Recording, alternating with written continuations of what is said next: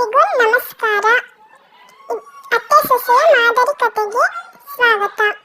ಒಂದಾನೊಂದು ಹಳ್ಳಿ ಒಬ್ಬ ಅತ್ತೆ ಮತ್ತು ಸೊಸೆ ಇದ್ದರು. ಅತ್ತೆಗೆ ಸೊಸೆ ಮೇಲಿನ ಪ್ರೀತಿ ಹೆಚ್ಚು.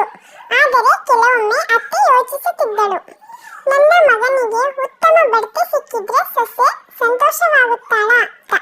ಸೊಸೆ ಕೂಡ ಅತ್ತೆಯ ಪ್ರೀತಿ ಗೆಲ್ಲಲು ಎಲ್ಲಾ ಪ್ರಯತ್ನ ಮಾಡುತ್ತಿದ್ದಳು. ಒಂದು ದಿನ ಮನೆಯ ಜಾನುವಾರು ಜೀವಗಳ ಊಟ ಮಾಡುತ್ತಿದ್ದವು.